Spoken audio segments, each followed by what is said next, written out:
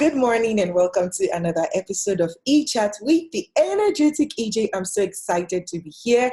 If this is your first time watching my YouTube channel, please click on the subscribe button and also turn on your notifications so that you are aware whenever a video drops from me. How are you doing today? I hope you're well. I hope all is going well with you. All right, so I'm just going to dive into it today because my guest today, man, let me just read his profile.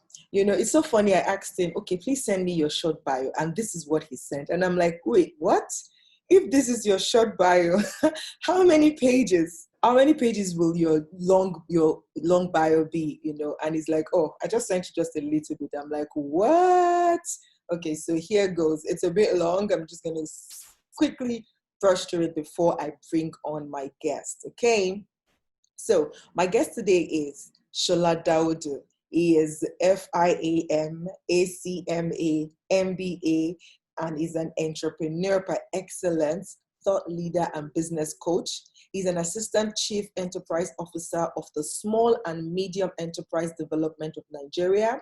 He's certified entrepreneurship trainer of the International Center for Entrepreneurship and Career Development, Ahmedabad, India. He is a financial management MBA holder from the prestigious Akinsola University, Ogbomoso, and also a banking and finance graduate. He's a certified creative enterprise trainer by British Council. He is the author of the book 19 Greatest Mistakes to Avoid as an Entrepreneur and Changing the Game After COVID. He has trained over 25,000 SMEs and 5,000 youths in his capacity and carried out oversight functions as determined by the agency. He is a former banker, a certified trainer from Administrative Staff College of Nigeria, ASCON. Currently, he is a lead trainer on the European Union IOM Joint Initiative on Business Skills Development for Reintegration of Nigerian Returnees. He is the convener of SME Think Tank platform, which has about 300 entrepreneurs in different areas of businesses, growing rapidly and registered as an association with the Corporate Affairs Commission. Akinsola Dawodu is a certified International Labour Organization, SIYB trainer from Turin, Italy. Also a lead trainer on the UK EBST for Victims of Trafficking, VOT, and Reintegration of Returned Migrants Program. He has also carried out and supervised community development projects and volunteering humanitarian service projects. He is also a fellow of the Institute of Agribusiness Management in Nigeria and co-partner for Lanife Agro-Allied Services. He's a member of governing board of All Farmers Association of Nigeria, Lagos chapter. He was recently appointed as mentor on the Lagos State Employment Trust Fund, LSETF, mentoring beneficiaries of the project. He facilitates at the Rome Business School, Nigeria for MBA students, and he is happily married with children. Wow, wow, wow. What a loaded profile. What a fantastic profile right there. So I will be talking with Akinsola Dawodu today. I will be talking about how can SMEs thrive in the middle of crisis? How can we go beyond this crisis? What do we need to do as SMEs? SMEs being small and medium enterprises. I will be right back with my guests and we're going to dive into the discussion. Do grab a cup of coffee, a cup of tea, a cup of water, or a glass of water, and don't go anywhere. I will be right back.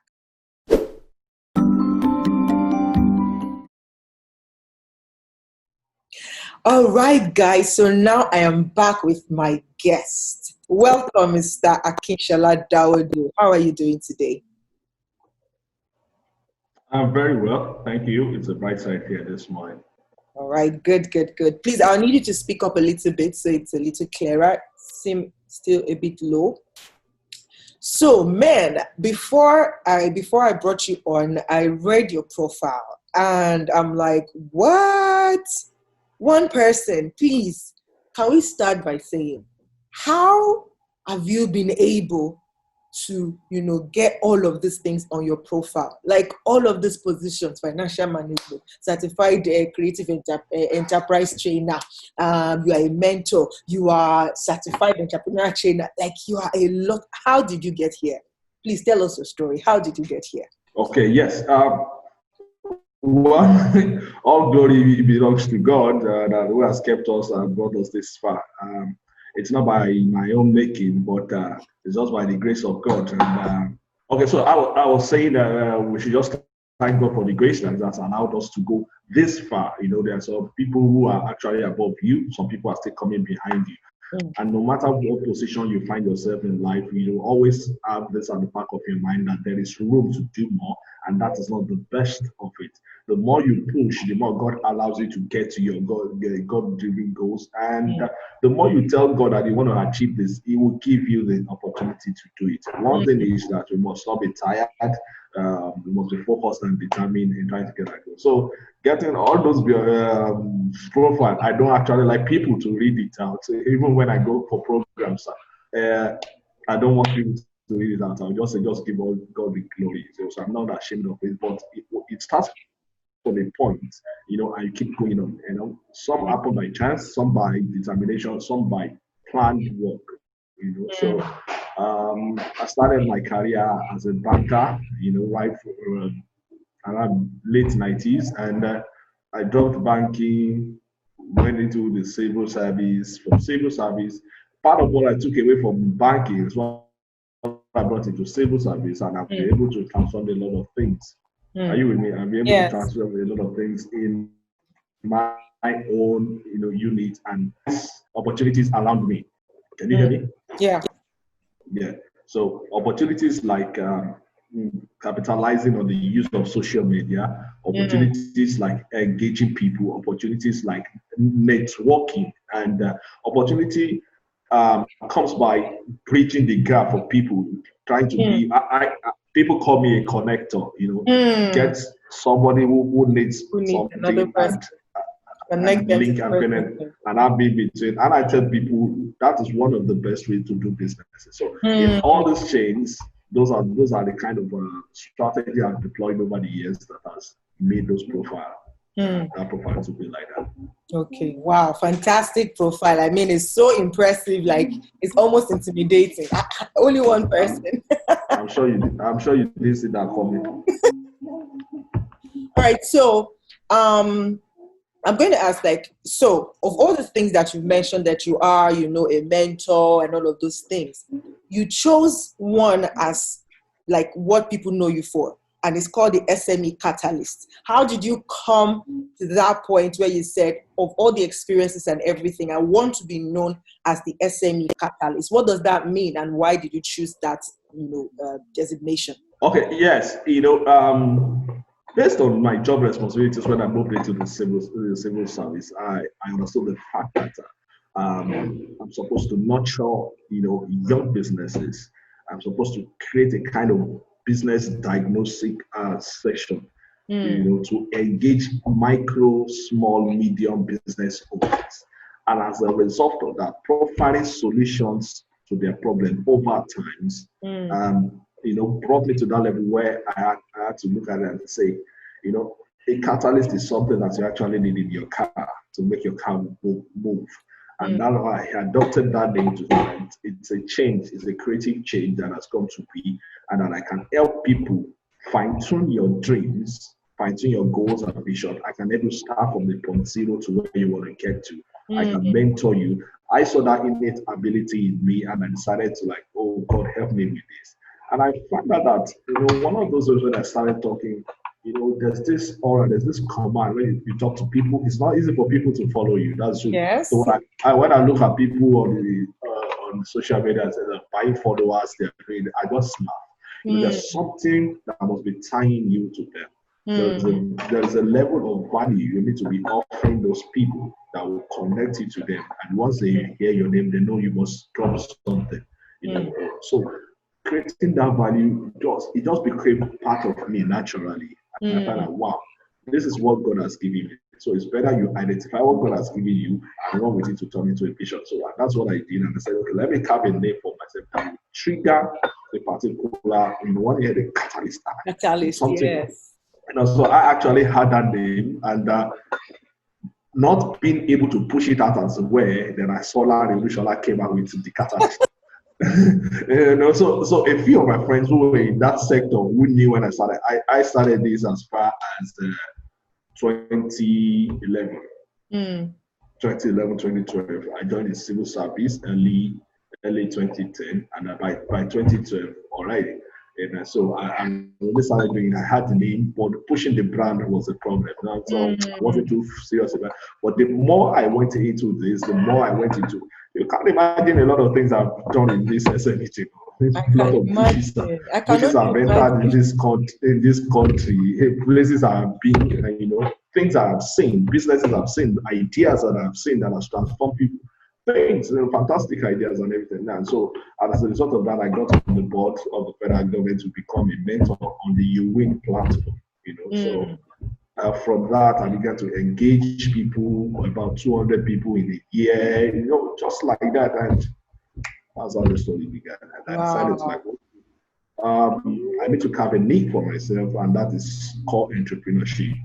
Identifying what you can do with your God-given talent, and being able to create an option A, B, C, in addition to whatever you are doing, being able to help you to open your inner mind. I call it the third leg. Open your inner mind to opportunities that are bound around you. So that's what brought about the name. So, so why did you choose SME? Because you had opportunity to work with, let's say, corporate bodies, big companies and multinationals. Why did you decide to choose entrepreneurs or SMEs? What was that about? Okay. So part of my experience in the banking industry, I learned that there is a difference between a banker and a bank worker. Okay. Okay, so a bank worker is somebody that is just going there maybe on a contract basis. They just employ you to be a teller, to be a cashier, paying and everything. And so the real banking guys are people who are in the top echelon of the system. Top echelon of the system, doing treasury, in the treasury department, risk management, oil and gas and everything. The people who actually understand the principles of banking. What you have around now is bank workers who they just recruit, they want to pay little token amount of money to just put food on the table. Now, having noticed that, you notice that you are buried perpetually in the vision and mission of the organization. You can't actually do anything aside.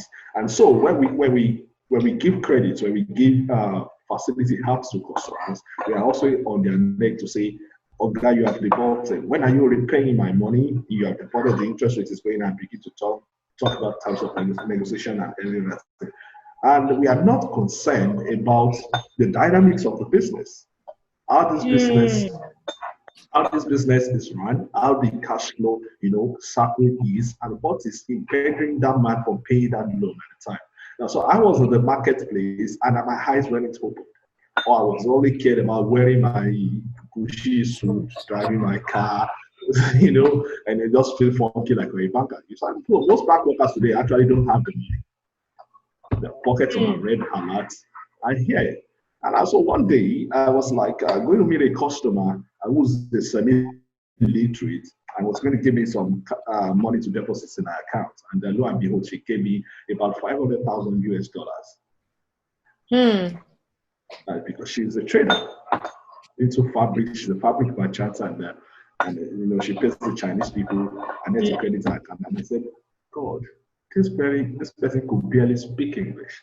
And could barely do a simple arithmetic. And here I am carrying money. And for this person, at the time I said, let me run away with this money. but we have our we have our dignity and integrity to protect. So that opened my eye to another angle and said, there must be something this person understands that we don't understand now. So until I was able to get out, before I began to see what is happening on the street, So I tell people you need to belong to the University of Street Smart to understand what entrepreneurship is. A lecturer teaching marketing 101 in the 4 walls of the university can never beat a guy who is on the street who is teaching marketing. So I had to come to a place where I need to understand the knowledge of money, the usage of money, the kind of businesses that generate, and how things will normally run. As that is being buried in the vision and mission of the organization I was serving. So from that point, I decided that I need to begin to grow myself into business and to help people who are trying to, move into businesses. Some of my colleagues that were in the banking industry, I left voluntarily, I resigned, and there was a tussle between myself and my managers and everything. I left and said I wasn't interested. For me, it was a point of no utility satisfaction again. I didn't derive anything at all. So I had to pause until I got a job in the civil service. Now, the job I also got into the civil service also, catalyzed my idea that was working. And that's for the framework of developing micro, small, and medium enterprises in the country. And now, so coming with that idea was submerged with what I need to do to face people now who are the pepper sellers, the tomato seller, and everything. So that brought about the idea. Now I chose entrepreneurship because you see, when you go to all these old generation banks that we have around now, there are lots of dormant accounts, accounts that used to belong to people who were paid that 1 naira, 2 kobo, 3 naira, small amounts of money to the account, but they are nowhere to be found again.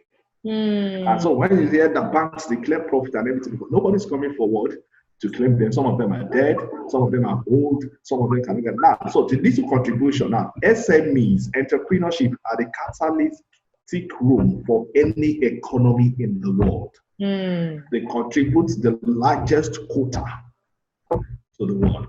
Forget about telecoms. Even when you do telecoms, you still have to narrow it to the bottom of the pyramid, where you find out that the highest usage are people at the bottom of the pyramid. Do you understand that? So having identified that there was no other thing to do than to look, this is any government that fails, that neglects the SME sector is heading for a problem. And that is evident in what is happening in Nigeria. There's focus on too much multinationals, focus on oil businesses and everything. Now the government is trying to change the face of it, and they now realize that this is what I started preaching about 10 years ago, 8 years ago, and say, look, I've been to seminars where I had top speakers, top brand names. I don't want to mention it in Nigeria.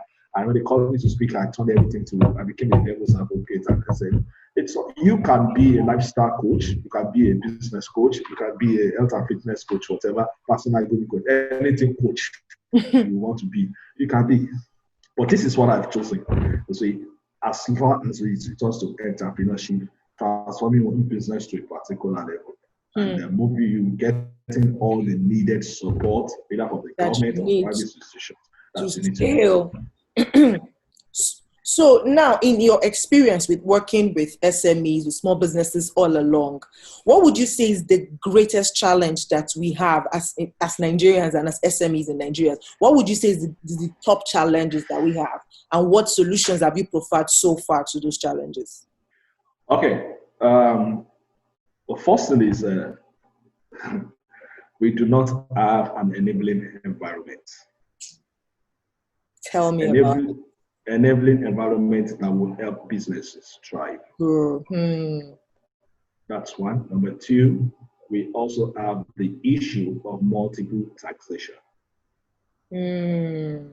Number three, we have counter policies counter policies supporting the development of SMEs. Number four, we have lack of access to financial support. Number five, we have the issue of dealing with local content. Of dealing with Nigeria has local been, content, yeah? yes, Nigeria has been so bastardized with if it is Consuming, not consuming, if it is not not pouring, foreign. if it's not a Gucci, I can't wait. It's That not, well, but it's not good.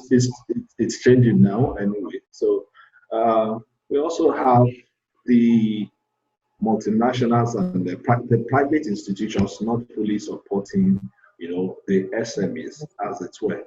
On Mm. the part of the SMEs themselves, Mm. we have issues of not standardizing your business. That is not formalizing your business as a registry with the right appropriate bodies Okay. to, yes, the corporate organization, so that it is a formal business.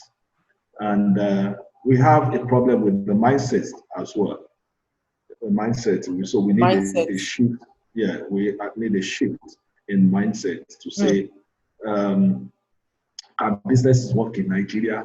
Here, no, it can't work. Yeah, it can't. No, we need to have a shift. Just try. Just try. Your idea can break, can rule the world. I've seen people with the silliest idea that has won millions of grants now. So the Mm. problem with you not having a standardized business formal framework is that you'll not be able to attract investors into your business. Mm. Partners may not be able to join you. You might just be only you and you alone. And if you die, the business dies with you. That is so. Yeah. So that's that. Knowledge seeking. If you are going to be an entrepreneur, you need to actually learn more. Mm. The person that does not read does not have an advantage over who doesn't read at all. You are illiterate and you don't read. You don't have an advantage over someone that doesn't read at all. That's because you are stuck at a point. It is what you know. Other things are just. So you need to dig. So they need to get to a point where they need to seek knowledge on the chosen field of their career or businesses that they want to go to. Mm. Industry knowledge is key. Okay, industry knowledge is key. You need to put proper accounting, measures like bookkeeping, recordings and all of that has to be in place. Mm. You need to get to the point where you understand that once you register your business, it's a separate entity from the owner. Mm. And the entrepreneur also needs to understand the use of money. At what stage do I go to get money? So the usage of money or getting finance for money is in 3 stages. The first stage is the early stage. The second stage is the development stage. And the third stage is the expansion stage. Mm. Okay. So each of these stages has its own requirement. Mm. The money meant for example, the money the guy we used to toast Ejiro is different from the money. It's different from the money it we used to say, okay, Ejiro has accepted, let's get married. It's a different level of responsibility, right? The money, so after marriage, the money it we used to take care of the family after 1, 2, 3 kids going to university is different. So the money you need to start up that business idea is actually different from the one you need to now. Okay, so I started the business. I've run the business for 1 year, 2 years. Now let me see if I can open another outlet. Scale it. Right? Scale it up. And you now get more money. That is when you are able to begin to see, let me see if I can get grants or loans from the bank.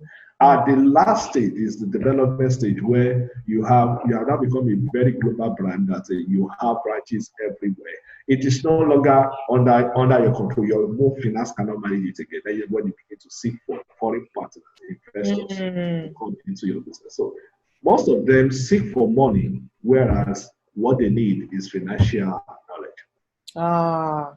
So it's understanding the stage where you are at, especially as far as money is concerned, and applying the knowledge for that phase. So you don't go asking for investment when you've not even sorted out starting, having setting up your proper, business and bookkeeping and all of those things.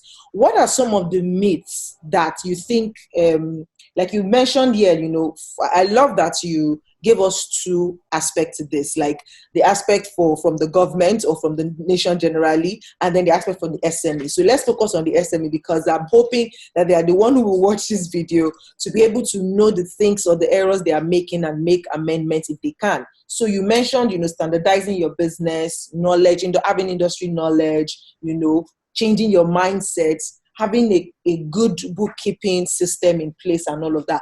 What are some of the myths that you think are affecting the SMEs that is not making them meet up all of these things? Is it that they are not aware that these things should be the things they should be doing, or they're just assuming that, oh, I can't do all of this, these are too big, like, how do I start to standardize? I don't have money to pay an accountant to start my bookkeeping, you understand? What do you think the issue is here?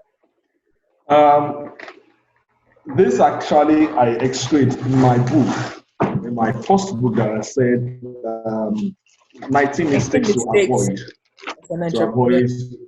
as an entrepreneur. Can you say it? Yes.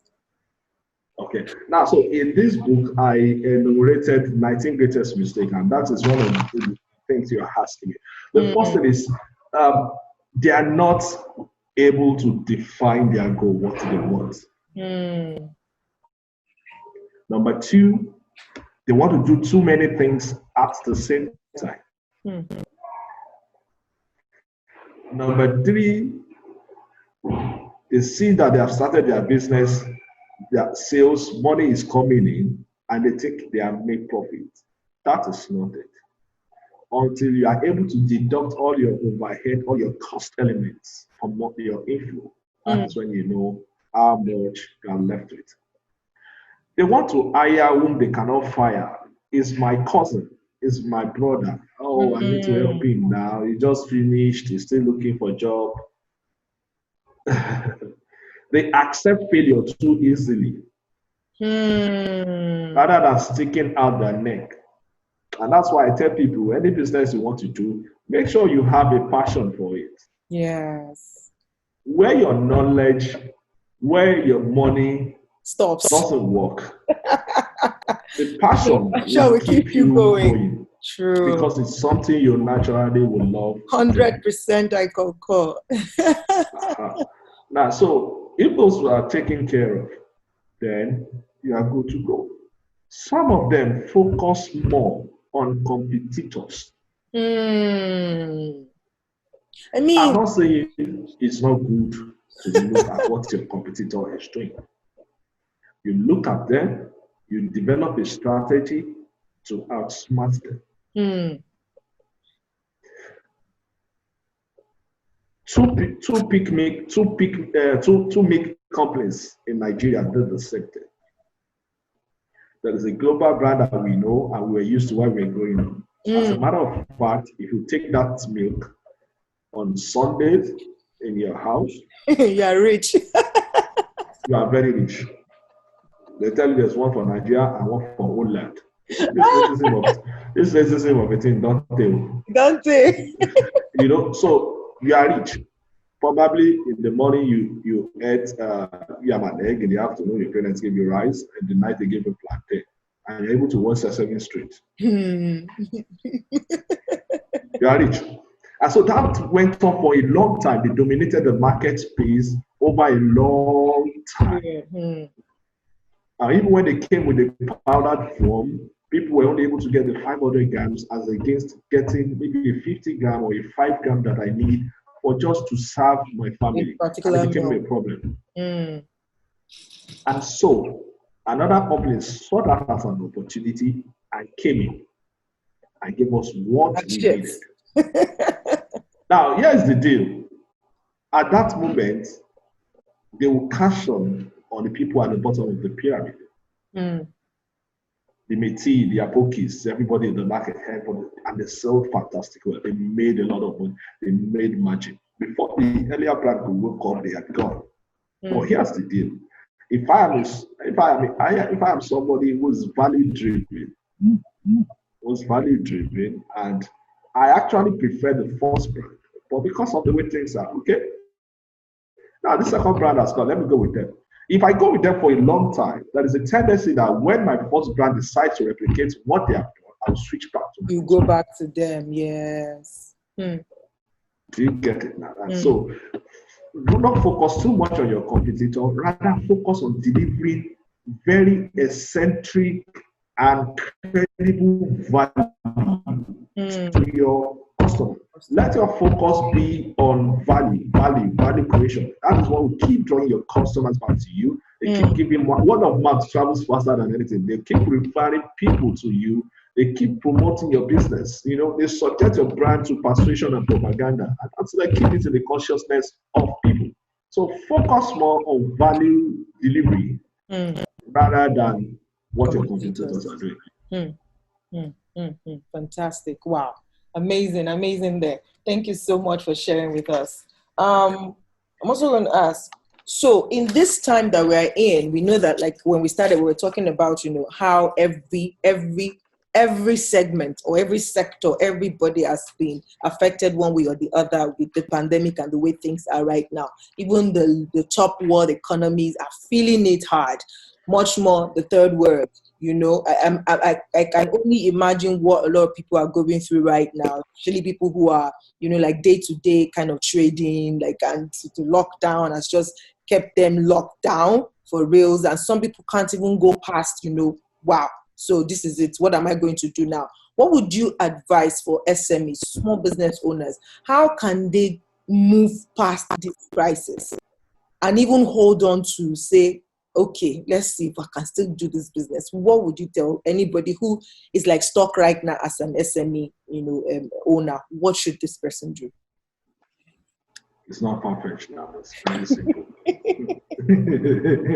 All right, so they can decide to get my book, Changing the Game After COVID-19 by Akinsola Dawodu, the SME Catalyst. And I enumerated all these things: what the government should do, what multinationals should do, what SMEs should do, what families should do, you know, what individuals should do. But by and large, you see, the thing is, the pandemic it was bad, and it has shown us that the institutions are weak.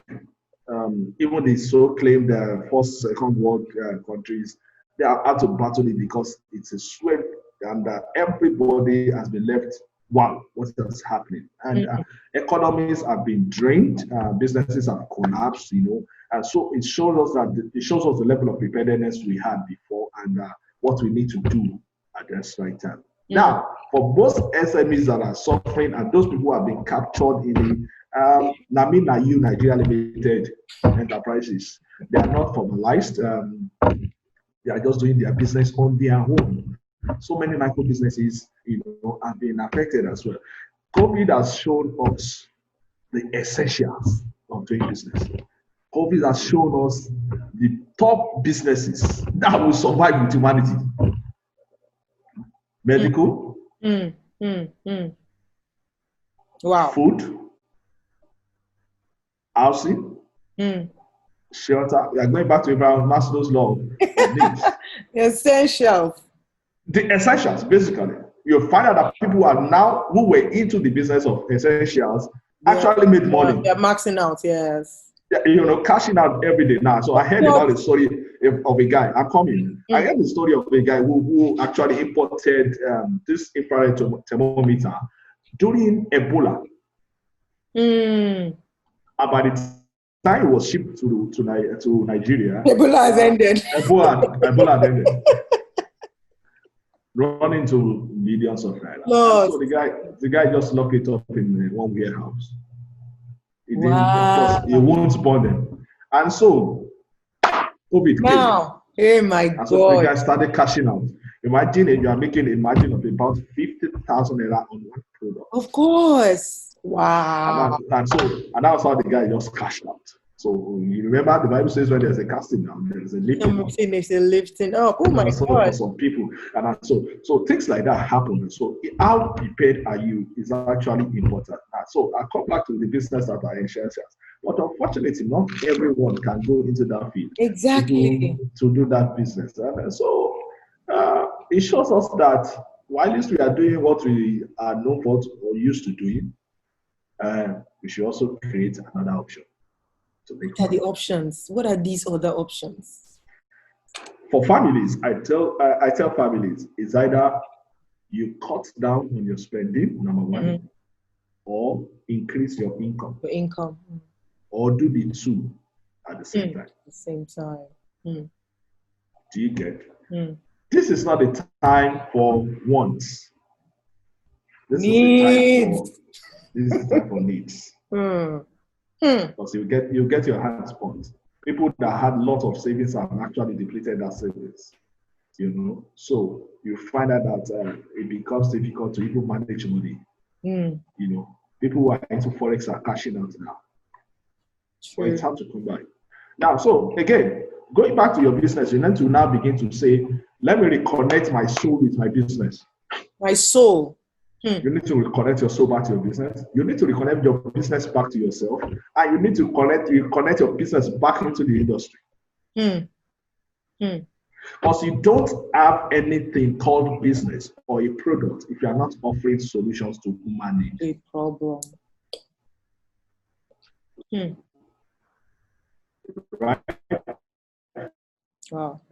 So you need to do that. After you are able to do that, downsize or right size.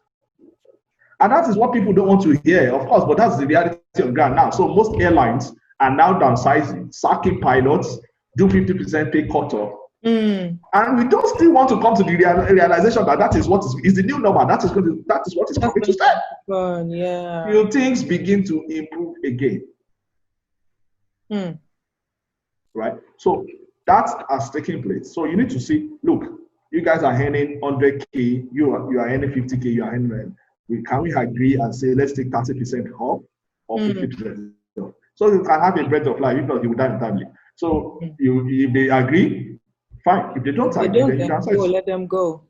That's two. Number three is the fact that now it is shown to us that we cannot work remotely from home. How many of us used Zoom before? How many of us use we don't care. And also the guys in telecom are really cashing out big time. And so things will not come back to no one. That's the truth. And so rather than organizing a big conference, guest speakers, pay PR, rent a hall, rent sound and everything. No hall needed. Put you hall on this thing. Send your PR. There's no hall needed. Just come here and we talk. I know. So the guys in telecoms are actually cashing out. But the thing that showed us that yes, from our homes, we can work. I've not really been to work since March. I work from home. Do you understand? Work still goes on for most people, so that means it's possible. Yes, work still goes on for most people. And again, that brings us to the point that if you are a property owner, this is not the time. This is not the time to do shakara. Right? Because if you ask your occupants too much, they can tell you, well, since I can work from home, if this rent expires, I'm not going to renew it. What's the essence of renewing a 3-bedroom flat when I can sit down in the corner of my house and all my team, they're working right from their house? I hope you understand. Yeah. That's for people for property owners who have offices on their properties, yeah? Yes. People who have business offices, skyscrapers, offices that are rented out to people. Businesses, yeah. And do you understand? Yeah. Hello, can you hear me? Yes, I can. Yes. So they need to begin to look at that. Again, this is the time to focus on your focus. Focus on your focus. It is the time to get to focus on your focus. If not, you'll be swept under the floor. So you need to understand now when you need to begin to play safe. You need to keep your books. You need to do everything humanly possible to ensure that your business is still able to compete favorably, is still able to survive in the market despite COVID. Now, this is also the time to show empathy. This is also the time to show empathy to your entrepreneurs. because things are not the same. Yeah. So there's time to show empathy, that is there. And again, it is also a time where if your financial institution, even though we need them as much as they need us, if they have not called you, say, hey, XYZ, what can we do to assist your business? Stop them. Don't use them again. I'm not saying stop them. Go and renegotiate your relationship with them. Yes. So because if one boat decides not to go to the sea, sure, another one will go. So go and renegotiate your relationship with them and see what they can offer you. If they don't offer you the best, you know what to do. If they offer you the best, you actually know what to do. It is also a time for you to begin to key in into opportunities around you. The opportunities government is throwing out, the 50 billion COVID palliative, the grants that are out, CBN is trying to push out as much as possible. You don't worry. Let them say it's Nigerian, it's the national king. When they say do this, just do it. And just follow them. As long as it relates to your business and can support you. Because in the shortest possible of time, you'll be smiling to the bank if they give you funds. I've seen people that want money. And even post-COVID, people have got 10 million and people have got 3 million to start off, so your ears must always be on the ground.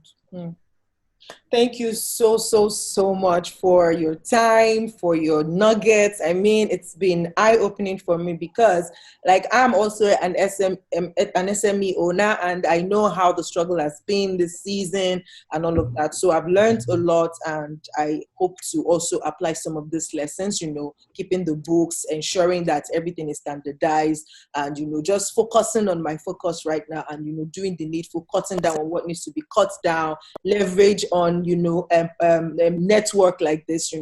I mean, I've had access to it for so long and I've not used it very well. So also, guys, leverage on your network. No, that's very important. That's the truth.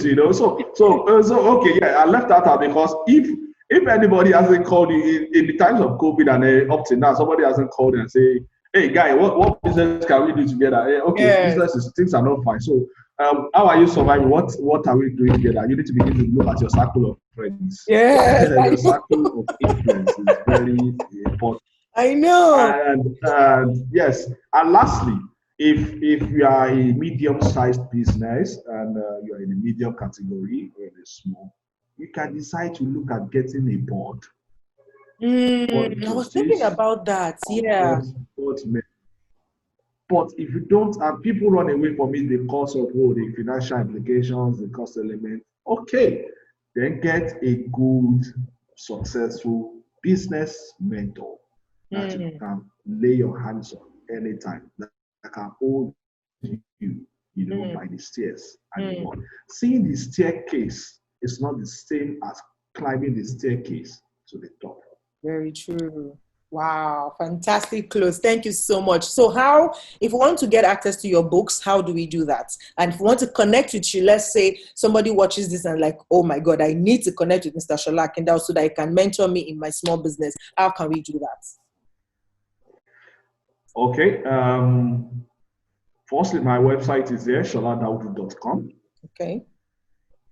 And you can also reach me through info@sholadawdu or asdconsults@gmail.com. Okay. Or you can also get me via on Instagram @dawdushola. Okay. On Twitter as Shola SME. Okay. All right. No problem. I'm going to put all of this on the screen. LinkedIn. Yeah. And on LinkedIn, Shola Dawodu. Okay. On Facebook, Akinsola Dawodu. Okay. All right. No problem. Thank you so much. So I'm going to put all of the links to your social media. You can reach me on yes. For the books, definitely they can order via the website or they can order through you. And we'll find a way get it I will find a way of across. dispatching it to you. The second book is still an e-copy. Oh, And fantastic. we're So that about one to can in the be process accessed. on Amazon, and that one, yeah, so that one can move faster. There's also a token. I'll give that one for 2.5, and this one is 2K, right? So that one is it's new. It's hot. The water don't over boy itself. So and let me shock you now. The person that forwarded this book is somebody you know very well. Someone whom you adore very well. Yes. And unfortunately, you have not read this book. And his name is. Can you see? Or you can't see. So his name is there. Hold on. Jimmy Tewe? Yes.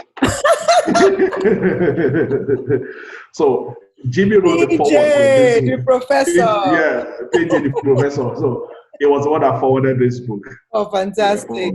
So wait, let me ask for the one that is hot, the second book, which is an ebook, which is easy to get right now across the world. Do we have a special discount for anyone who is watching this video and wants to get it? What? Can we get a special discount for anybody coming through this platform that wants to get the book? Okay, so the person must come through you to let me know that it's person, and the person must make payment and send evidence of payment, and they can pay 2K. I'll remove the 500.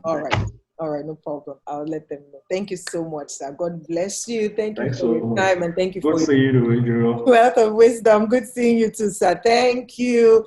Hopefully, I'm going to contact you soon for other speaking engagements and or to be on other platforms as well. Not a problem. That's my lifeline.